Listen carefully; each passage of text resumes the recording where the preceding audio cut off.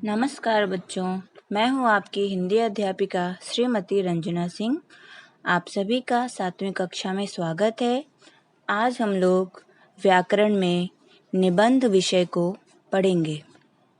बच्चों, निबंध तो आप पिछली कक्षाओं से ही पढ़ते आ रहे हैं। यहाँ हम निबंध को और अच्छी तरह से समझने का प्रयास करेंगे। निबंध शब्द का अर्थ होता है भली प्रकार से बंधा हुआ, अर्थात किसी विषय पर अपने विचारों एवं अनुभवों का व्यवस्थित रूप में लिखा गया लेख या कोई रचना। निबंध उस गद्य विधा को कहते हैं जिसमें किसी विषय पर सभी दृष्टियों से प्रस्तुत किए गए विचारों का मौलिक और स्वतंत्र रूप से विचारपूर्ण, विवरणात्मक और विस्तृत रूप से किया गया हो। इसमें लेखक स्वतंत्रतापूर्वक अपने विचारों तथा भावों को प्रकट करता है। इसे अंग्रेजी में कंपोजिशन और एस्से के अर्थ में भी ग्रहण किया जाता है। निबंध मुख्यतः 4 प्रकार के होते हैं। पहला वर्णनात्मक निबंध, दूसरा विवरणात्मक निबंध, तीसरा भावात्मक निबंध और चौथा विचारात्मक निबंध। बच्चों, निबंध किसी भी विषय पर लिखा जा सकता है। बच्चों, निबंध लेखन के समय हमें निम्नलिखित बातों पर ध्यान देना चाहिए। दिए गए विषय की जानकारी होनी चाहिए।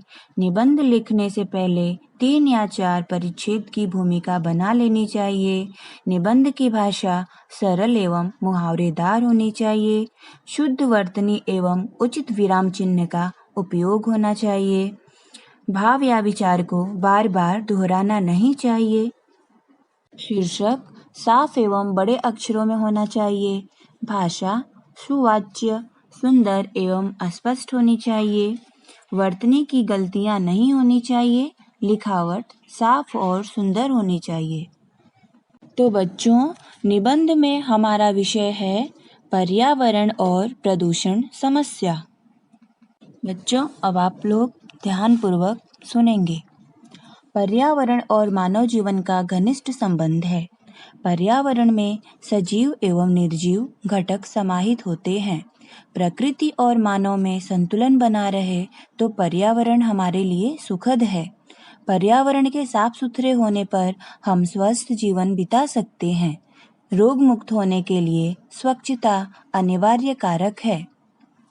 हमारा वायुमंडल स्वच्छ रहेगा तो हमें प्राणवायु ऑक्सीजन पर्याप्त मात्रा में मिलती रहेगी। इस प्रकार जल प्रदूषण से भी बचना आवश्यक हो जाता है। ध्वनि प्रदूषण वैज्ञानिक युग की देन है जो हमारे लिए अभिशाप है। स्वच्छ और शुद्ध पेयजल भी हमारे पर्यावरण पर आधारित है। वायु प्रदूषण पदार्थों के सड़ने गलने से भी होता है। इंजन, कल कारखानों, वाहनों के धुएं से वायु दूषित होती है जिसमें आंखों में जलन पैदा होती है तथा त्वचा के रोग होते हैं। शहर के गंदे जल तथा कल कारखानों के दूषित जल नदी, नहर तथा जलाशय में मिलकर जल को दूषित कर देता है। प्राणी, पशु, पक्षी को वही जहरीला पानी पीना पड़ता है जो तमाम बीमारियां पैदा कर देते हैं। इस प्रकार वाद्य यंत्रों, इंजन, वाहनों की ऊंची आवाज से ध्वनि प्रदूषण होता है। शारीरिक और मानसिक बीमारी ध्वनि प्रदूषण से ही हो जाती है। इस प्रकार प्रदूषण मुक्त पर्यावरण हमें स्वस्थ और सुंदर जीवन प्रदान करता है। हम प्रदूषण को एकदम समाप्त नहीं कर सकते हैं, इसे कम किया जा सकता है, जिसके लिए हमें आवश्यक उपाय करने पड़ेंगे। वृक्षारोपण से वायु प्रदूषण कम किया जा सकता है।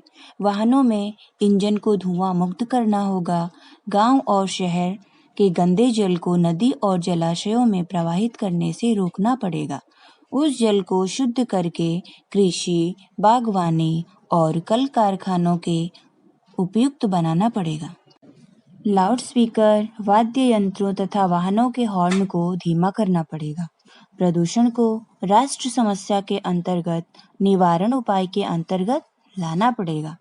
बच्चों, इस प्रकार से आपको वृक्षारोपण करना होगा, अपने आसपास साफ सफाई रखनी होगी, जिससे हम प्रदूषण मुक्त हो सकते हैं। अभी इस निबंध को आपको 2 बार सुंदर अक्षरों में लिखना है। मेरे प्यारे बच्चों, अब आपके लिए बहुत ही सुंदर गृह कार्य है। पहला साक्षरता का महत्व और दूसरा भूकंप। इन दोनों विषयों को सुंदर अक्षरों में 2-2 बार लिखना है। इस गृह कार्य को 6वीं और 5वीं कक्षा के विद्यार्थी भी कर सकते हैं। मेरे प्यारे बच्चों, मुझे उम्मीद है निबंध विषय आपको भली प्रकार से समझ में आ गया होगा। धन्यवाद।